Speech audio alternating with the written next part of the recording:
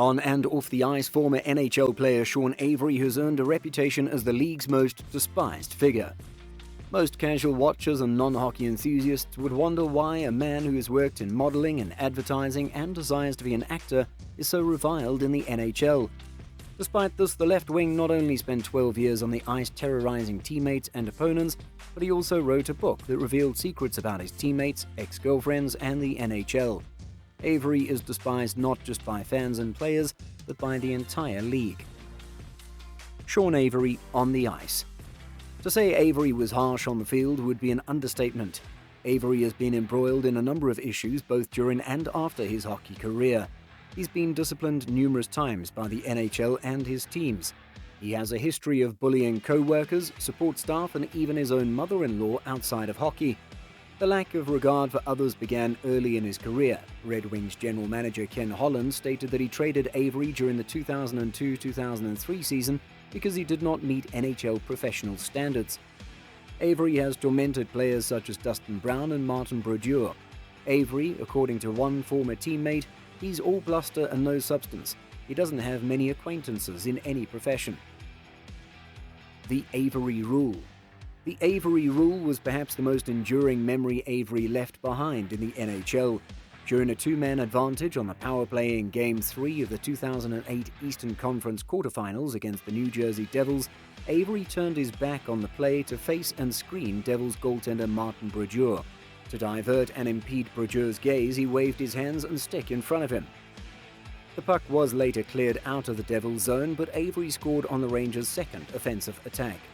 It's worth noting that Avery spent the first half of the game facing Brodeur and ignoring the puck with his back to the action. Normally, the player screening the goaltender is facing the play. The NHL provided an interpretation of the league's unsportsmanlike conduct rule the next day to cover actions like Avery's, which would now result in a minor penalty. This became known as the Avery Rule informally.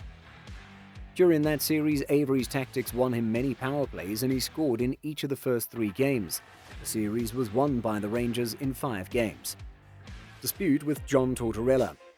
Prior to his second term with the Rangers, Avery was often chastised by then TSN commentator, future Rangers coach and Stanley Cup champion John Tortorella, who was known for his no-nonsense approach with his players and the press. After rejoining the Rangers, Avery's relationship with Tortorella was strained. However, Avery says in his book that there were times of mutual appreciation. On March 30th, 2013, over a year after his retirement following the Rangers' second consecutive shutout loss, Avery tweeted on Twitter about his old coach, "Fire this clown, his players despise him and won't play for his BS." Tortorella was fired on May 29, 2013 after the Rangers lost to the Bruins in the Eastern Conference semifinals.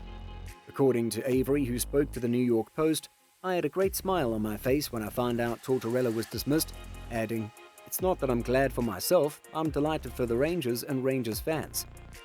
Fans have been speculating that Avery wasn't subscribed to our channel, which increased the hate against him, so make sure to subscribe. Bullying incidents and restraining orders.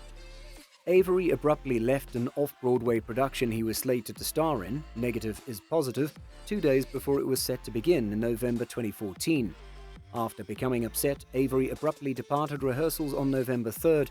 The following day, he had a meltdown when a stage manager asked him whether he wanted a slice of pizza, which he reportedly misheard, believing the stage manager had called him an a-hole. According to witnesses, Avery very much snapped and began ranting at the stage manager before departing the show, leaving her in tears. Christy Smith-Sloman, the playwright and director, described his behavior as a full horror story, describing it as a playwright's worst nightmare. A restraining order was issued against Avery in 2016 for harassing his mother-in-law. Starting in the summer of 2016, Avery was bothering her. They kept bumping into each other, they went to the same gym, and he'd curse at her and make obscene gestures. It was driving too near to her in his car, terrifying her. Trial for criminal mischief. Avery used his Instagram account in 2019 to launch an increasingly aggressive, occasionally violent battle to remove New York City's bike lanes. He was arrested after allegedly smashing his scooter into a car blocking a bike lane in the West Village. In 2019, Avery was charged with criminal mischief. Prosecutors offered him a plea bargain in which he would plead guilty, pay a fee, and attend anger management programs. During an in-person hearing in April 2022, Avery fired his counsel, elected to represent himself, and refused a bench trial in favor of a jury trial. His next court appearance was scheduled for May 23, 2022. This infuriated Avery, who lives and works in California and had previously requested a trial on the same day as his hearing. On May 23, Avery attended a pre-trial hearing via FaceTime and was represented by an attorney. On June 15th, he was instructed to appear in person. Avery attempted to use his podcast to mobilize fans to attend his trial, but only 2 people showed up. Avery was convicted of attempted criminal mischief, a misdemeanor, on the second day of his trial on June 16th. He was sentenced to a $205 fine and forbidden from contacting his victims for 3 years. Avery made enemies in 2006 after taking a dive onto the ice following a minor contact with Jaromir Jagr. The ludicrous dive confirmed Avery's reputation as a swindler among fans, players, and coaches. Then there was Avery's inciting James Wisniewski to fight, only for him to back down. Avery was successful in luring Wisniewski into making a sexual gesture for all to witness. Sean Avery off the ice. Avery's off-ice mishaps have been stranger than his on-ice ones. He was fined $2,500 in 2007 while playing for the Rangers for making an offensive joke about Toronto Maple Leafs player Jason Blake before a game. Blake was suffering from leukemia at the time. Sloppy seconds comment. A year later, prior to the Stars' morning skate in preparation for a game against the Calgary Flames on December 2, 2008, Avery approached the assembled reporters in the dressing room and stated, "I just wanted to say how it's become a common occurrence in the NHL for guys to fall in love with my sloppy seconds. I'm not sure what that means, but enjoy the game tonight." 2 of Avery's ex-girlfriends were dating NHL players at the time. Actress Elisha Cuthbert was seeing Flames defenseman Dion Phaneuf, and model Rachel Hunter was dating Kings center Jarrett Stoll. The NHL suspended Avery indefinitely for conduct detrimental to the league or the game of hockey within hours.